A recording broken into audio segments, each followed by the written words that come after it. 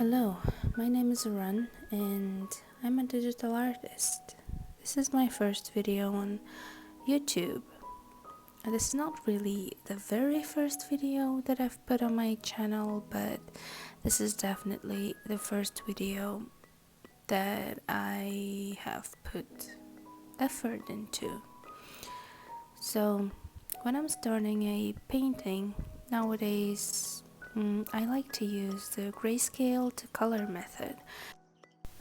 I like to approach painting a grayscale as if I'm sculpting, but in a two-dimensional space. In fact, sculpting in real life helps a lot with understanding anatomy. As of now, in total I've sculpted 4 heads. My first 2 heads were pretty ugly. They were bad in anatomy. My 3rd head was better, and the 4th head is pretty okay. There's still room to grow, and you should definitely try sculpting a head or a figure in real life. It doesn't have to be a big one. You just can do a small scale sculpture, and you don't have to use expensive materials. You can use the cheapest materials that you can find, and it's just for studying, so it will be a very good experience in helping understand anatomy and how things work in a 3-dimensional space. I hope you understand what I mean by saying that I approach grayscale as sculpting. When I was doing this grayscale, I didn't really like it at first because I felt like it wasn't looking good, but I have an explanation to this. It is mostly because I was not using reference. I most of the time in my works don't use references because I'm too lazy to search for references, but and I just use logic to figure out where I should put lights, where I should put shadows, but that I guess doesn't work with everyone. So using references is a very good thing, but using references is not about copying your reference. It is supposed to be about looking at a reference to make sure you're painting something right or drawing something right, that the shadows and lights, maybe if you're having trouble with that, are placed correctly, that the texture looks okay, these type of things. And when I'm coloring my grayscale, I don't know if I can say that it's my own method, but since I've never seen anyone do this, maybe someone is doing it, I fill my darker colors of the grayscale with darker flesh color, and then on top of that I use a multiply layer and use a lighter flesh color there.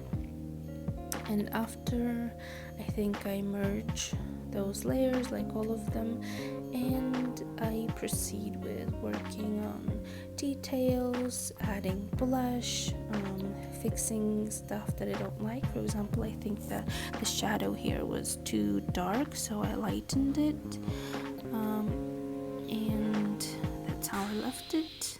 That's how I liked it. So Yeah, and for hair I also like using grayscale method, because when you're using grayscale method for hair you can when you're using a multiply layer you can then play around with hue, saturation, and just change the hair color to any color that you like. And I always play around with hue, saturation, and brightness to figure out what colors work best, because, well, I never pre-plan my works, which I probably should do, but I just like going in and doing some random stuff. Like that egg there, I wanted to add something, but I didn't know what, so I added an egg around here. I think I lost 4 hours of footage because my phone ran out of memory and decided to just delete all the footage that it recorded, and yeah, I lost all that footage. I don't know why it couldn't just save everything that it recorded and be like, hey, I ran out of memory, here's what I got, enjoy, you know? It didn't want to, it just deleted it. So that's why there is some missing part in this video. Here I am again logically approaching this hand, how it should be lit, and then later I think I realized that it's a bit too dark, and I will lighten it and it will look much better, I promise. And when does it come? Well, I guess not soon. When I was painting the hand, my son kept waking up, so I had to make a pause every 5 minutes for 20 minutes to try and make him fall asleep again. You see how I'm always all the time putting my pencil down and then coming back. Well, since it's a time lapse, you can't really tell. So yeah, and what else? What else can I say? I don't know what to say. I don't want there to be any silence in my video. I wanted to have my voice all through the video, so that it has some personality. I like videos that have personality. Like, art is not about the art itself, it is more about the artist who is behind the art, you know? And I want to give my art that face, that feeling of an artist that is behind it. So here I am deciding what to do with this egg, because that's a random egg that I just put there, and I was like, what do I do with it? And so here I'm just I decided to put some ornaments there so that just it's not a blank egg. First I wanted to make it like maybe a crystal that has some flowers in it, but I am very lazy.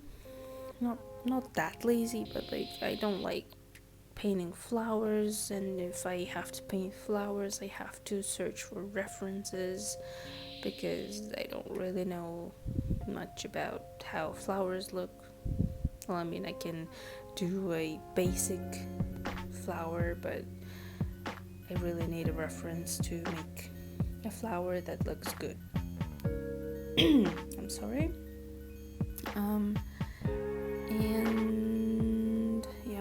voice is giving up slowly because I think I've said it earlier, or maybe I didn't. This is the fourth time I'm trying to record this voiceover. Here I'm just blending the line work that I did for her shirt, because I figured that since she's looking realistic herself, her shirt should also look realistic, so those lines there don't look very realistic and I have to blend them. So I blended all those lines, and to be honest, I'm pretty bad at painting clothes, drawing clothes, whatever, and to help with it, when my friend was visiting Japan, I asked her to get me a book on painting clothes, and I really like the book. I can't read it, but I can look at it and have some visual representation of different kinds of clothes and choose what my character should wear, you know. And there are so many good books in Japan. I really want to visit one day and buy lots of art related books. Yeah. Here I'm just doing some finishing touches, trying to spice it up a little, and seeing maybe I should put something in the background, and I think I put some fog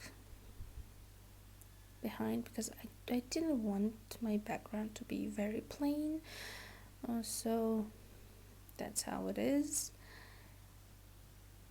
Signing it for Instagram so that no one steals it, you know. And we're done. Thanks for watching.